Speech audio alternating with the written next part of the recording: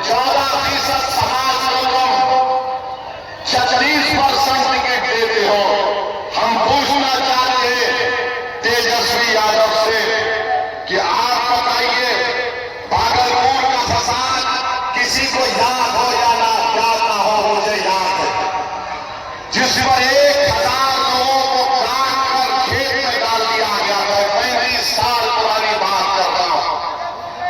फसाद में लाशें पड़ी थी खेत में और उनके परिवार के लोग उनको कफन और दफन नहीं कर सके थे। उनकी लाशों के ऊपर गोभी का फूल उग गया। उसका एक बहुत बड़ा आरोपी, उसका नाम कामेश्वर यादव था। आज उसी कामेश्वर यादव को लालू परिवार ने इनाम दिया। बताओ मेरे भाई, मैं 5 मरतबा का सांसद हूं, 2 मरतबा का विधायक अल्हम्दुलिल्लाह अल्लाह ने बनाया। मुझे 2 मरतबा बेहतरीन संसद रत्न से नवाजा गया। आज ये लालू का बेटा बोलता है ओवैसी चरमपंथी है।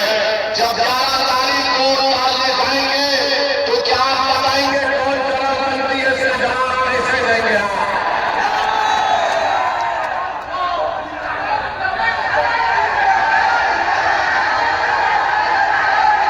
तो गठबंधन अच्छा, भागलपुर का जब फसाद हो रहा था यहां पर के कौन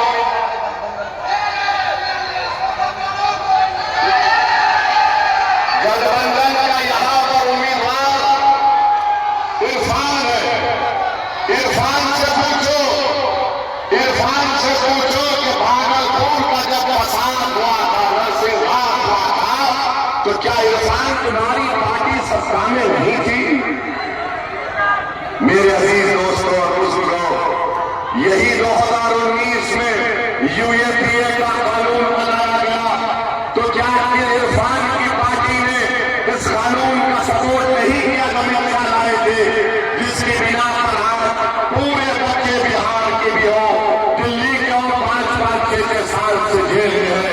तो मेरे अजीज दोस्तों और बुजुर्गों, हम आपसे अपील करने आए हैं कि आप अपना एक वोट 11 तारीख को नुकसान होने मत दीजिए।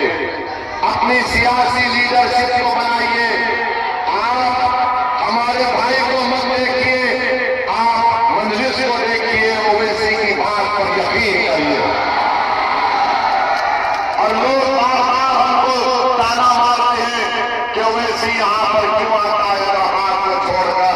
मेरे भाई, मैं 11 साल से बिहार और सीमांचल को आना और आता रहूंगा। आप अपने बिहार को मजबूत रखिए, अपनी पार्टी को कामयाब करिए। याद रखिए, अगर आपका विधायक नहीं होगा तो फिर 5 साल आपको नाइंसाफी का सामना करना पड़ेगा। नौजवानों का मुकद्दर पलायन बनाकर रख दिया, बच्चों को स्कूल से महरूम रख दिया, बेटी को डिग्री कॉलेज से महरूम रख दिया। मेरे अजीज दोस्तों और बुजुर्गों, बीजेपी को नीतीश कुमार को रोकना है, तेजस्वी यादव को और गठबंधन को एक मौसर जवाब आपको देना है। इस विधानसभा से आपसे अपील कर रहे हैं कि आप मजलिस इत्तेहादुल मुस्लिमीन के उम्मीदवार को अपनी दुआओं से और अपने वोट से कामयाब और कामयाब करेंगे ना। ऐसा तो नहीं कि यहां से निकलकर फिर आप भूल जाएंगे।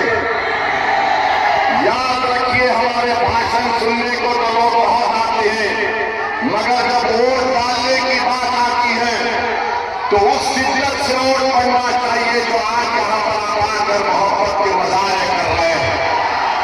तो 11 तारीख के दिन इस विधानसभा में क्या पुकार होगी, क्या लगा पतंग है। हमारी माँ और बहनों से अपील कर रहे हैं, बुजुर्गों से अपील कर रहे हैं कि आप पतंग के निशान पर वोट लगाकर अपनी पार्टी को, अपनी क़यादत को कामयाब करिए। आपका एक वोट नरेंद्र मोदी के किराए वक्त कानून के खिलाफ आपका एहतजाज होगा। आपका एक वोट सीमांचल और बिहार के गरीबों के आवाज बनकर विधानसभा में गूंजेगा। आपका एक वोट पतंग छाप पर तेजस्वी के मुंह पर जवाब होगा जिसने आपको चरमपंथी कहा। याद रखिए